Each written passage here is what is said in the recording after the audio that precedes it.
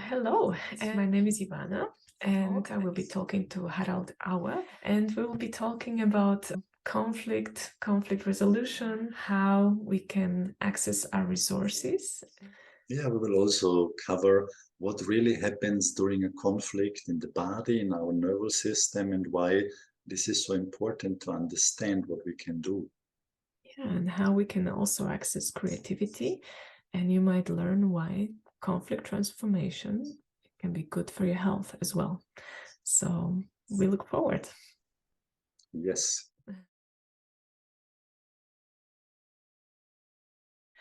Harald Auer has worked as a natural health practitioner and body therapist for the last 25 years. He has studied somatic experiencing since 2004 and assisted at SE training since 2007. He offers somatic experiencing workshops and supervisions in different European countries. He's also trained in family constellation work, craniosacral work, and omega healing. He likes to support people on their way to strong resilience. And you can learn more about his work at www.haraldauer.com. Hi, Harald. It's great to see you. Hello. And hello, Ivana. Yeah, I always find it, like, from my encounters with you and from the workshops that I attended, like, very informative what you bring, and that's why I'm so happy that you agreed to join this interview.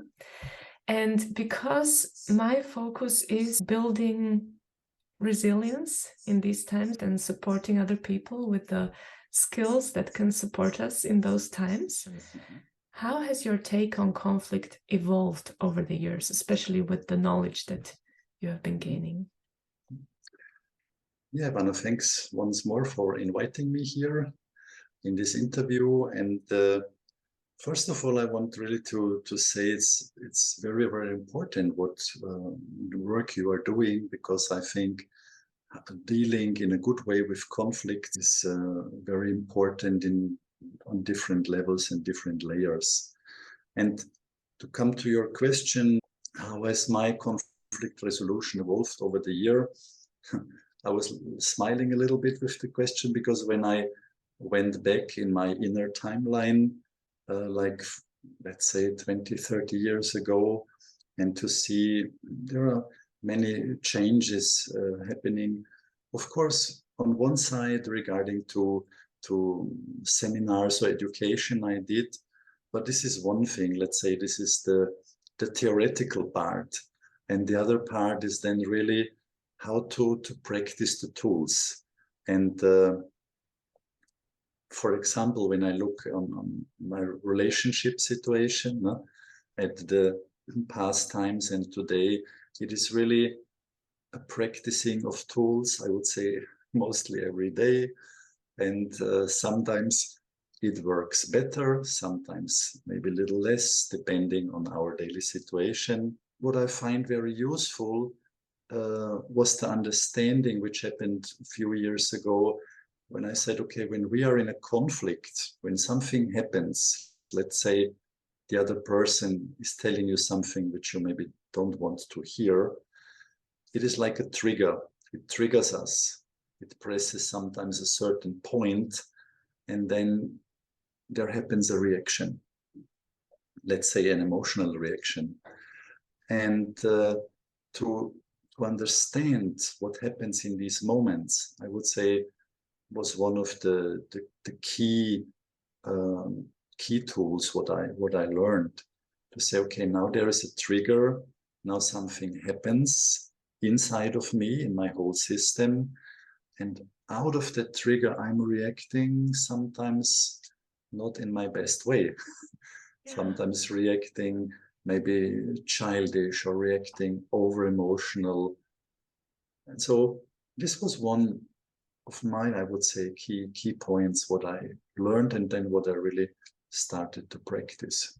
Yeah, I like what you say about it being a continuing practice, because I would imagine that with a lot of experience, like, this is something that it's already like something that you're not dealing with. So it's kind of relieving for me to know that this is continuous, and that it really helped you to to become more aware what happens in those specific moments. And that also brings me to, like from your perspective and with your knowledge and skills, how do you see what actually happens in conflict, in such moments when we're triggered? What happens in terms of our nervous system? Yeah, let's take a little closer look to this, because I think it is interesting to understand that there is one level, and this is sometimes the meaning. So what we hear or what somebody is saying to us, this is one layer. And the other layer, I have here a little nice model, which we sometimes use in seminars. And as you can see, this model is like movable. And so we can say, let's have this model as an example for our nervous system. Yeah.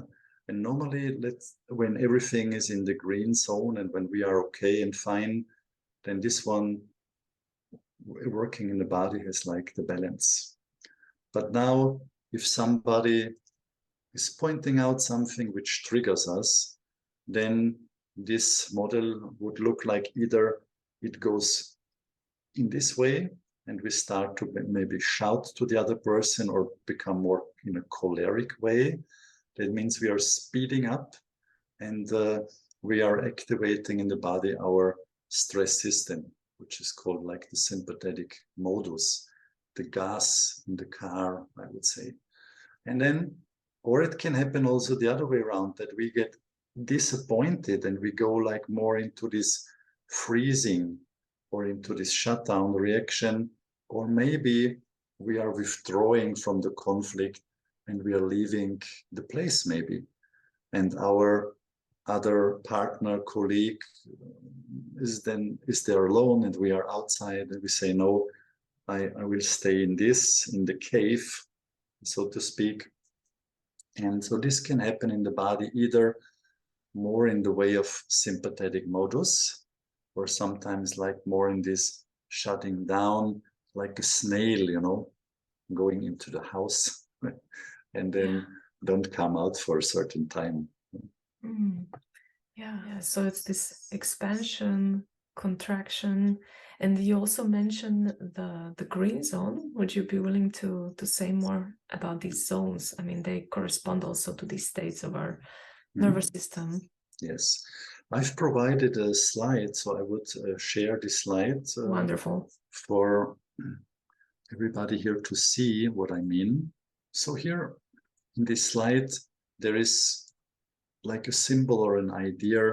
Let's say here in the middle, we have this green zone. Yes. So here you can see this red line here goes quite very easy and very balanced. And when we are in the green zone, then we have the idea of I can manage things. I'm able to do something in the green zone. I'm curious what's going on outside in my environment. So it's also curiosity. Sometimes in the green zone, we are playful, we are happy, we want to do something. We are mostly, let's say, in a creative state.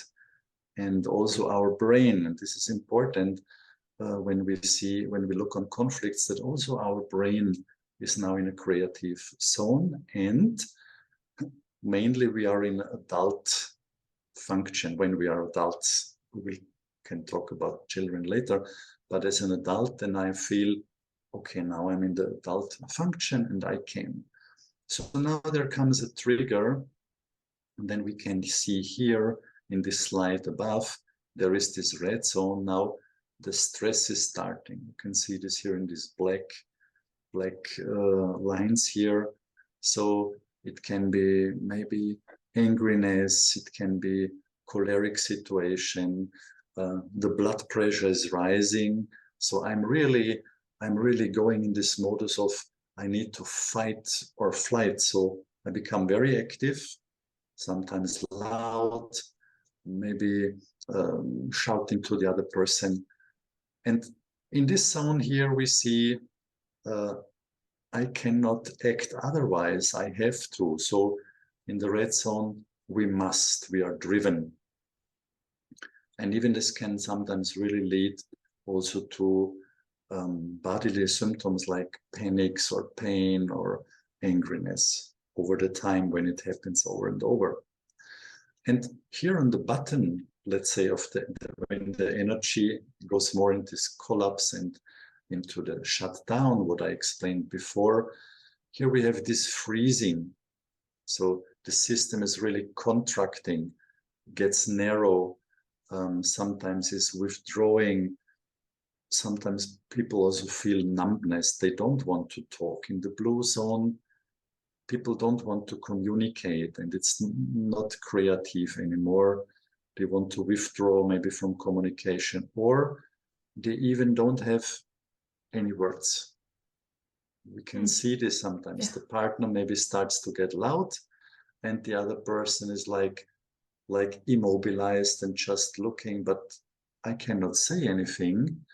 And so kind of like being paralyzed, right? Yeah, paralyzed, and then it starts to rises up, because then the other person says, why you are not answering to me? And the other person more and more gets paralyzed. So here, just maybe as this easy slide of colors, we can say, let's check all the time with myself when I'm in contact and communication with other, in which zone I am right now.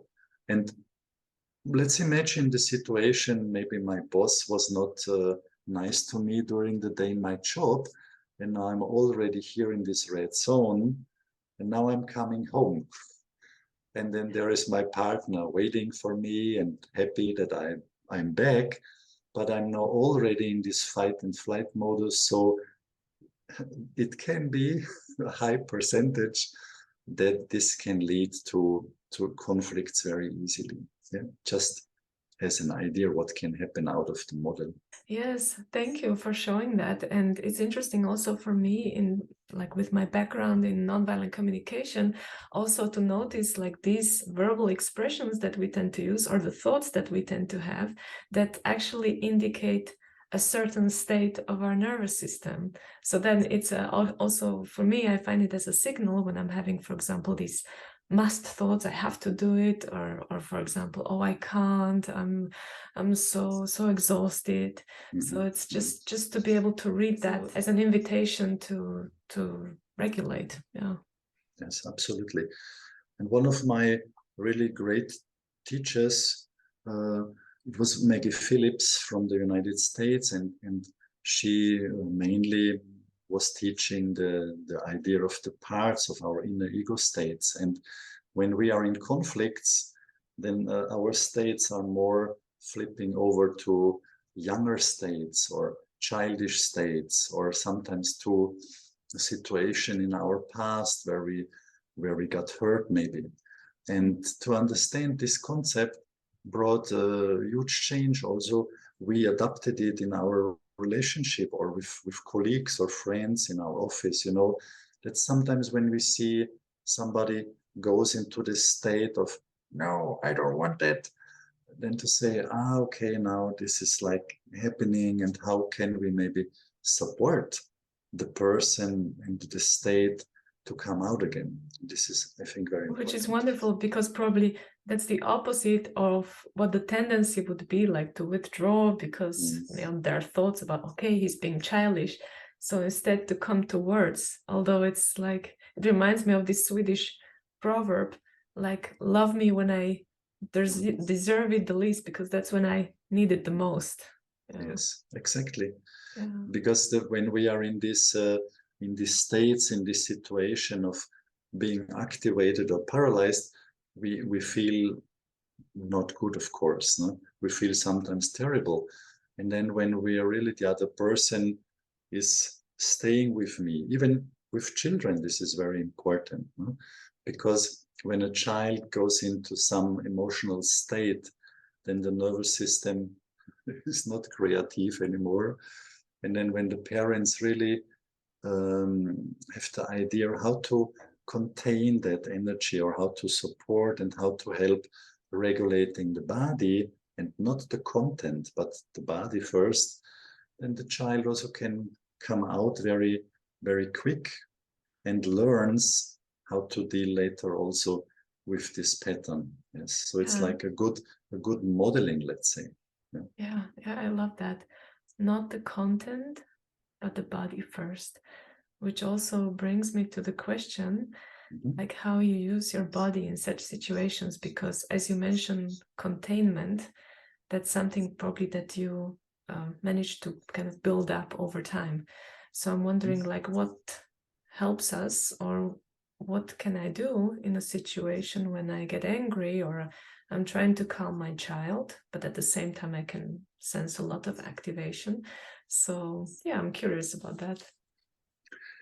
Yeah, the idea in the somatic experiencing is first try to see what's inside yourself. So how to regulate myself, you know.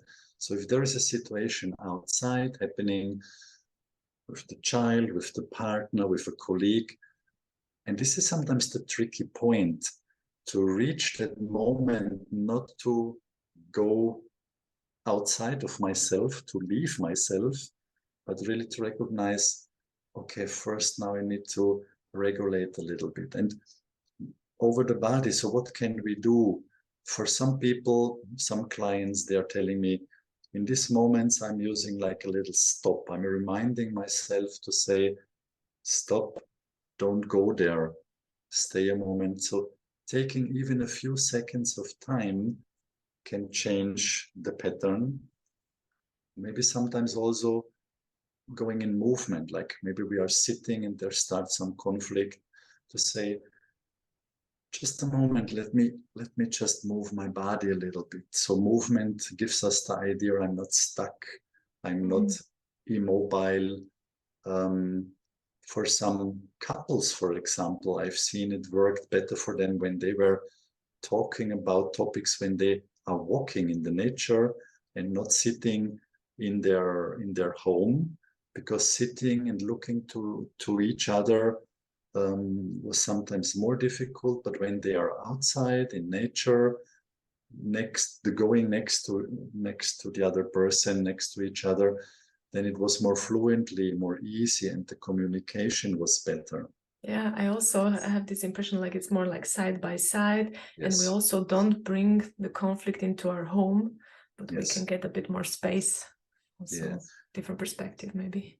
So I would say the body and the containment is a good thing to work on, and this is also like improving all the time.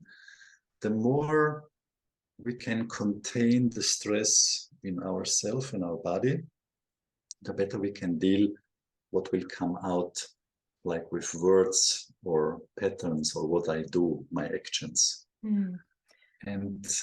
And also for children, we see when they are recognizing that their parents start to regulate first their own with resourcing, then also they start to calm down easier. Yes, and because you mentioned regulate and you mentioned containing stress, I think that for some people it might be interesting to know, like, okay, when I regulate, what is it that I actually do inside? What is this subtle skill that I use in that moment? Because sometimes it can be, for example, with anger or with some of these painful triggers, it can be a very strong charge of energy that's almost unbearable in that moment, and it compels us to do something, or to scream, or to kick, or something like that. So in my practice over the years, I see that sometimes it's really good to have a little support in the beginning. What means support? Let's say like a way of conflict coaching or conflict training, because sometimes we are trained from our childhood to use wrong patterns. Maybe we have seen a lot that the parents were shouting to each other and a lot of quarrels and sorrows. So this sometimes is what became our negative comfort zone. And then later on, we are in the relationship, and then we are using the things what we learned in the childhood. And so when I see couples sometimes, or even a client alone who says, I need to work on my conflict management or anger management, then sometimes it's really a good support not to do everything on my own. And it's good really to have a support. And then what we do in the session is we are taking a small conflict out of daily life, let's say with the partner. And then now this small situation we are dealing in the session in the way of, okay, now remembering what you see, what you heard. And then we do, for example, a stop. Like if you have a remote control and you press the stop button, the pause button, and then to see now what happens in the body. Oh, there is some anger, there is heat in my head. So the client now is able to sense these bodily sensations first. And then we are using the magical thing, it's called resources. What would you need in this situation? What would be helpful? So now we are empowering the client by bringing in resources. And this is how the client learns over time to have a greater capacity and to practice these resources. And so the containment gets bigger. And this is sometimes very helpful for families, for everybody, I would say. Yeah. It's also maybe a little counterintuitive to see that when I'm angry, I actually need support, and that maybe that you offering, the resourcing and the containment is probably like reinstating something that hadn't been there enough, like in terms of attachment or in terms of the development. Yeah. It's like a healthy pattern now, what is shown to the person.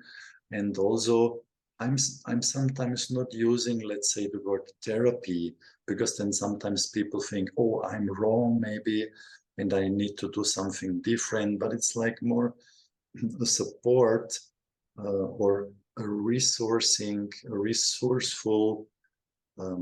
way or method of work dealing with that. Yeah, wonderful. And I'm glad you mentioned resources, because they're also so important. I'm wondering, like, what helps you to stay grounded in those times that are sometimes a bit shaky and stable. Yeah, this is an important question. I think everybody has different methods for grounding. For me, especially, like in my office, I really taking care about my own schedule, about breaks. There's, let's say, breaks in between the day, going out into the nature, having a walk, or going for some sporting activities. So I would say this is a resource of going out, stepping out of the field of the work and doing something completely different. Sometimes like dancing, painting, so hobbies, being creative and doing different things. Also meeting colleagues and friends is also something what I like, to have creative talk and exchange with other people. How do you see a certain situation, and getting inputs, listening to other people, how they are managing, what are their resources. It's inspiring to share that, right? Resource exchange, to say, this is a good idea.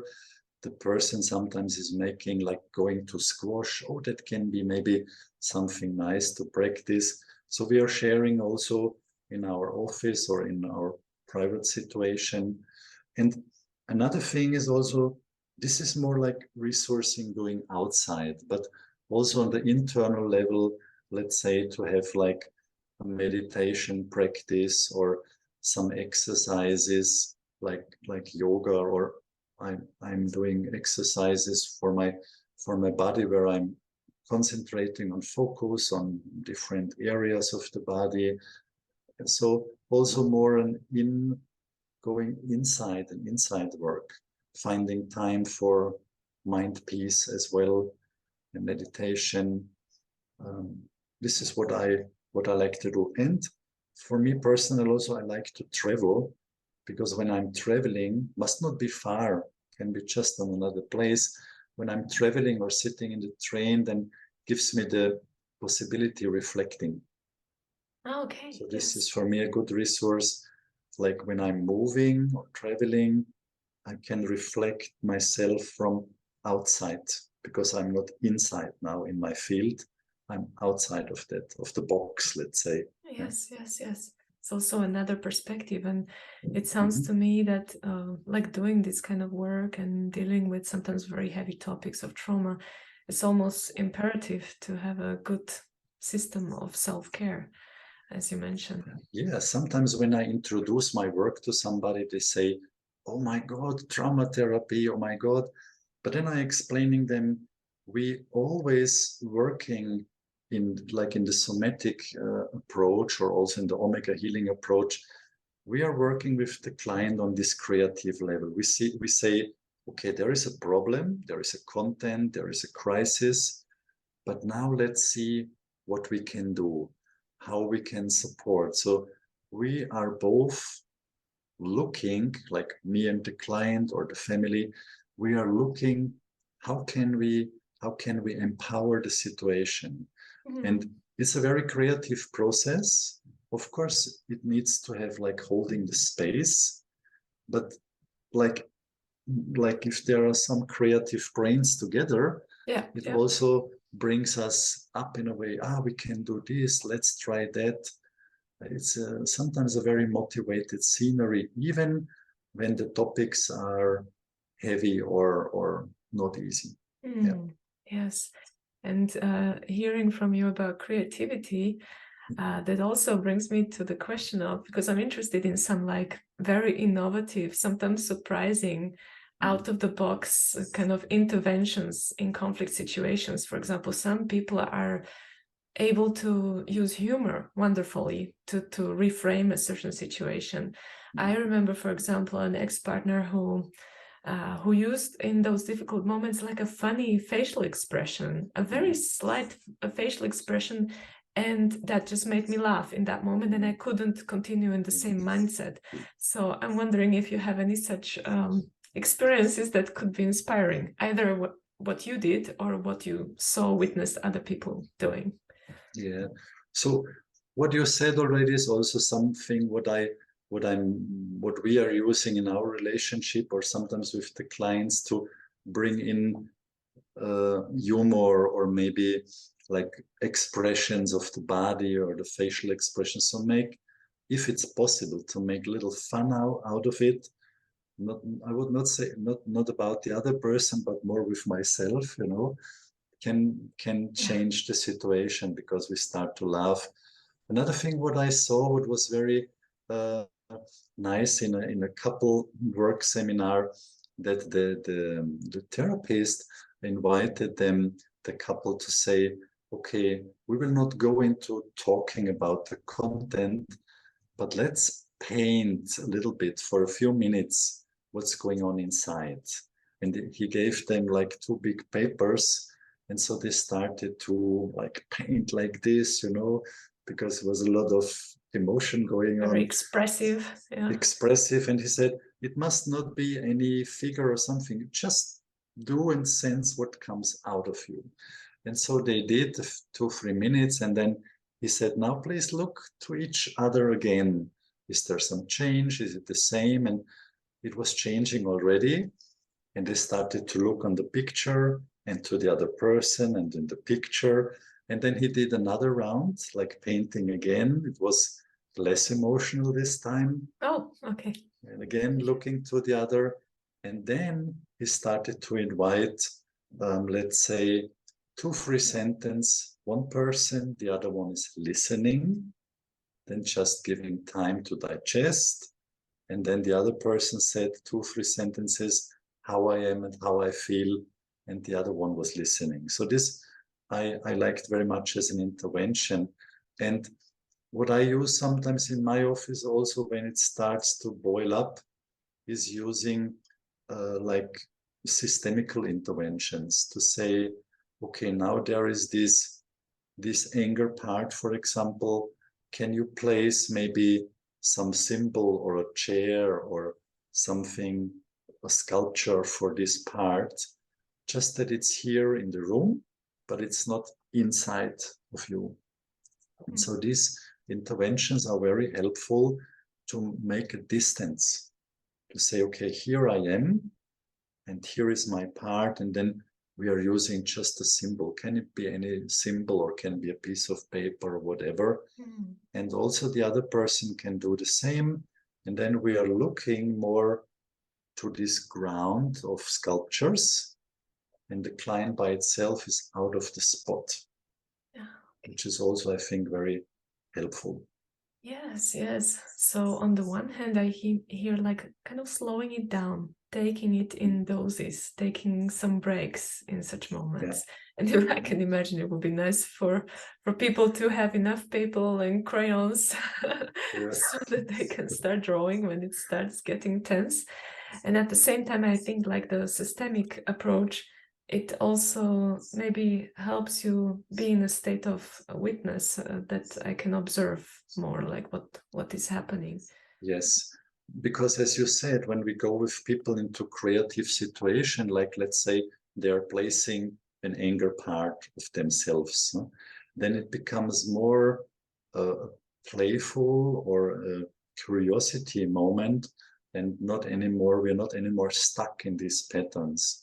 And in my office, I do a lot of couple work because I like to do this, and I think it makes a lot of sense to really work sometimes with the couple together to see really what happens in the same time.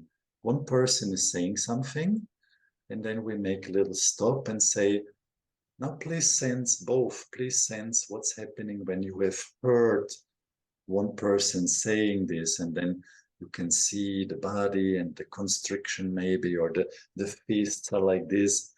And then we are pendulating to the other person, to the other nervous system. So having breaks, bringing playful moments, helping to contain a stress situation is really increasing the abilities for people. Then they say, okay, now let's use it at home. Let's try, let's practice, and this works. Yeah, sometimes it's kind of a paradox that slowing down in these situations, whether it's individually or in interaction with somebody, it actually helps resolve things faster. Mm-hmm. It's like going slower means sometimes going faster. Yes. And because you mentioned this working with couples, and because I'm also offering mediation skills courses, and I would like to offer also resources for informal mediators, because I love combining the body wisdom, somatic experiencing knowledge, and the format of nonviolent communication for mediation. So how do you see like the specifics of the role when you're the third side? You have a couple, you're the third side, so it's a little different. It's also very interesting. I also love it too. We're working with couples and working as a mediator. So because now you have two nervous systems, and I'm wondering like what helps you, or what do you think it takes to be able to do that? Well, what I found out for myself is important that we are, and this is what I'm telling also in the beginning, when the couple is here in my office the first time and we start, let's say, the coaching or maybe also the therapy format, then I'm explaining some guidelines or some rules we are committing together. And I explaining them, and we go through this because it's important, let's say. And one of these things is that my position is not finding out who is right or who is wrong, to say, okay, now A is right and B is wrong, because from the own perspective of a person, I think I'm right with my things, with my stuff. And the other person says, well, I'm also right. And now there comes a conflict because we don't find something what we can agree now. And in my position as the third party, as you said, I'm telling this in the beginning, it's not about finding out is A right or B, but we want to build a team. We want to see, okay, A has an opinion to something and B another opinion. Now the idea to find a C. How can we create like meeting together? How can we find let's say a new option for A instead of A and B? And so here I'm supporting the couple regarding to their stress. Sometimes for B, it's easier to say, yes, we can do like this, or we can change this or that. But then A comes in to say, no, I don't want. Yeah, yeah. And now I see, okay, now let's look a little bit to the person. A, what would you need? Here is a resource now missing. Yeah? Something is missing to be creative. So I try to support A. Now A is okay. And now comes B and it starts maybe to resisting. Now we need to bring some support for B. And this is like a pendulation, sometimes supporting this side, sometimes supporting the other side. And for me as the third party, it's also important not to have a goal, like we must go there or there, but staying more in a neutral, supportive position with pendulating from one to the other. Yeah. And it's also like, it's in a way, it's like doing less, maybe relaxing, but I assume that you still have the trust that, okay, you trust that this way of working will get us somewhere. And I like how you mentioned that you go into the resources, and it corresponds to what I know, that when people get a chance to be fully heard, then the space of creativity and possibility opens up. Yeah. And we are also in this way of working, we are also using, let's say, some commitment how to talk to each other. Yeah. You know, like we want to avoid like you did and you are blaming, right? Blaming and shaming, but we are talking like more learning, like I perceived or what I see, what comes to my mind is. So we give also these ideas how to communicate, because when we are activated, then there starts the old communication, sometimes from the past, which is not the best all the time. Yeah. Really learning to communicate, but also to listen. Let's say one person, like in the couple, one party is saying something, but the other party does not like that. And while hearing only the first part of a sentence, the other person already wants to interrupt. And so then my job is really also to say, just a second, now B or A is speaking and talking, let's just listen. We don't need to agree to what we hear, but let's just listen. And so that really the person has the space to be heard, as you said. And if I have this space, then stress is releasing immediately. Yes, yes. And maybe also having as orientation also you there as a more neutral person, and seeing your face and hearing your voice can also help that. And yeah, I can imagine how you kind of setting up some guidelines is also in a way of creating containment. Yes, we are really committing on this together, and I'm also inviting the family members or the couple really to take these guidelines at home, to say we want to remember on this guideline or this guideline. Of course, sometimes in the beginning of the coaching, it's not happening that people go home and everything is installed. Of course not. It takes, like what I said in the beginning, learning and also relearning, right? Relearning, and that I want to learn, and I'm motivated to say I want to have a different situation in my family with my partner. We want to learn together because it's good for everybody in the family or in the couple. And so this is like the relearning. And then when they come back to the next appointment, I ask them what went good, like resourcing, what went maybe sometimes not so good, and then we can see what is the next step, and what can we do now out of the feedback. And normally, let's say, because sometimes people want to know how long will that take, you know, there is no recipe to say it takes so much session, but after 5 to 10 like meetings, it's really sometimes big changes happening already. And then people can say, now we don't need it like every second week or maybe once a month. We just get like remembering with Harald or little feedback what we can improve. But then it's like they started to implement it in their daily life. They have some rituals, very important, regular rituals for these good guidelines. And they start to find pleasure with that. Yeah, wonderful. So, and they work together more as a team, right? Yes. Yeah. Yes. I'm so much enjoying this conversation, Harald. It's a lovely exchange for me to have, very inspiring. And like one question that I still have is that, you know, because my idea for this was actually also to support peace, you know, like how can we support more peace in the world?